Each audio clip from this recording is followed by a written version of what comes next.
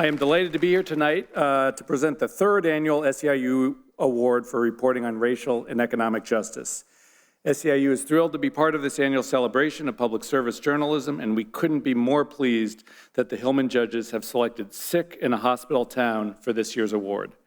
I have to say I'm particularly excited to give this award on behalf of SEIU, a union for whom racial and economic justice is a centerpiece, but that also fights for healthcare workers and healthcare access for working people. Sick in a Hospital Town gets at some of the most important issues facing the country today.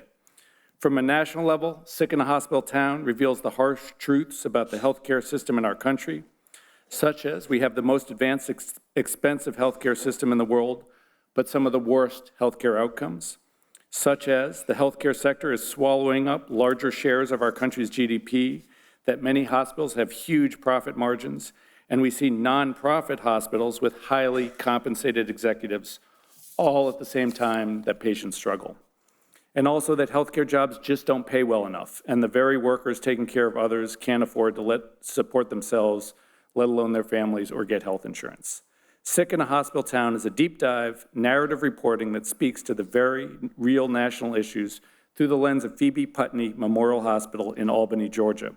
Like the old mill and mining companies, we now have hospital towns where a single hospital system dominates the economy and politics of an entire region. Albany, Georgia is a quintessential hospital town where Phoebe Putney Memorial Hospital is the largest employer and property owner.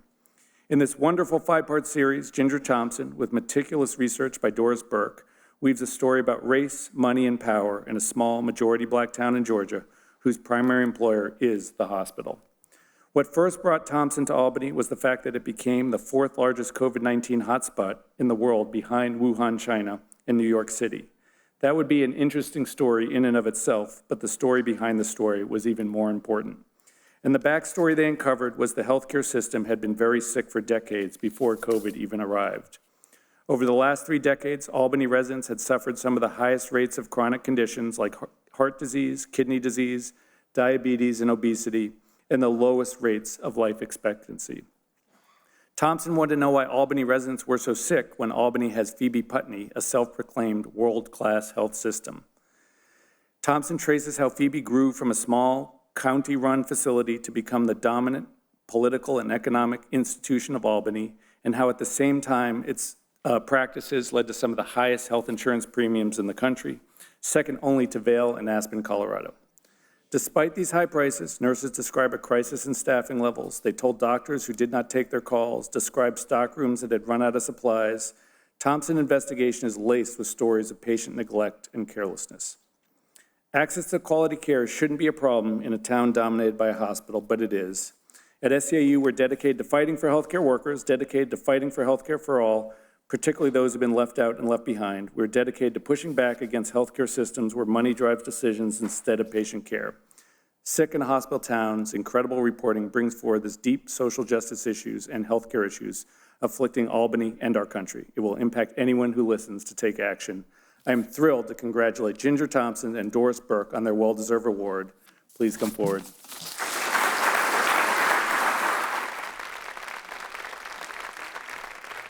We are incredibly honored to receive this award, and we want to thank the foundation and the judges and really all of the winners tonight. It's an impressive group. I don't have much to say after that introduction. We're super grateful for it. I wrote in the opening of this series that most Americans probably couldn't point to Albany, Georgia on a map. And that was certainly once true in my case. I didn't know anything about Albany when I started work on this story in 2020. And I certainly had no idea that a small majority Black city on the banks of the Flint River would consume 5 years of my life. And I'm sure I speak for Doris when I say she had no idea what I was getting her into. But on one of my first trips to Albany, I found myself in the waiting room of a free clinic across the street from a massive white-run nonprofit hospital called Phoebe Putney Memorial. The hospital, known as Phoebe, is not only the largest provider of healthcare in Southwest Georgia, it is also the engine of the Albany economy. It is one of the town's largest employers and property owners. As it's grown, Phoebe has portrayed itself as a safety net. And in exchange for substantial tax benefits, it promises to take care of everyone in need. Meanwhile, the people in Albany have gotten sicker and poorer, with some of the state's highest rates of diabetes.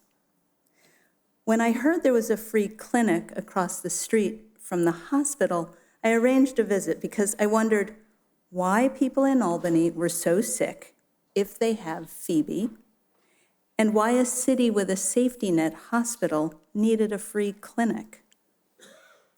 As I sat talking to the administrator of the clinic, a formidable woman named Nidra Fortson, a man knocked on the door. He had a tooth that was so infected his jaw was swollen. He was also remarkably wearing a face mask emblazoned with the Phoebe logo. He told me he had worked as a groundskeeper at the hospital. He told me he'd gone to the hospital for help for his infection, but he didn't have health insurance because the hospital didn't pay him enough to afford it. He didn't have enough money to pay for the care that he was offering, or that they were offering, so they sent him on his way. And he left exactly as he'd entered, hoping the infection would sort of pass on its own, until a coworker told him about the free clinic across the street. Throughout my career, I've been drawn to sort of epic stories in the lives of ordinary people. Sitting in that free clinic, I realized I was in the middle of one. We all know that the United States has one of the most advanced healthcare systems in the world, and we pay a lot for it.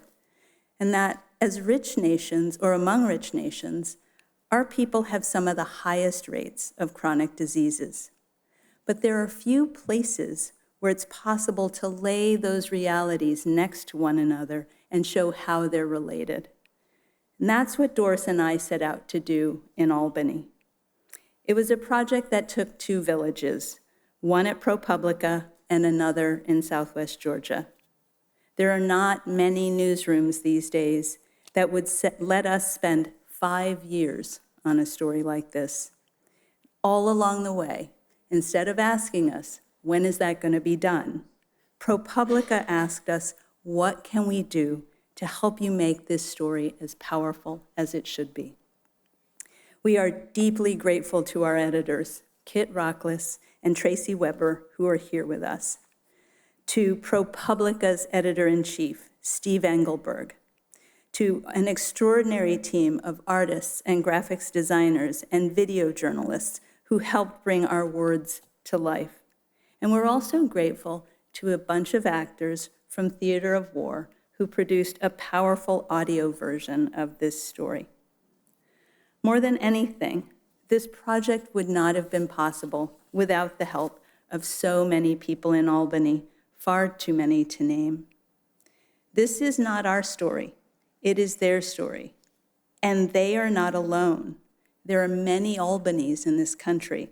There are many Phoebes whose growth doesn't serve us because it's not about us. It's about their bottom line. We hope this incredibly generous recognition by the Sidney Hillman Foundation will bring more attention to the story, and that readers will see it's not just about Albany, it's about all of us who have been baffled by the healthcare system, which costs us so much and gives us so little. We hope that it will help readers understand that as long as our healthcare system is a business, its aims will be at odds with our needs. And that if we continue to give it so much power, there is less and less we're going to be able to do to hold it to account. Thank you.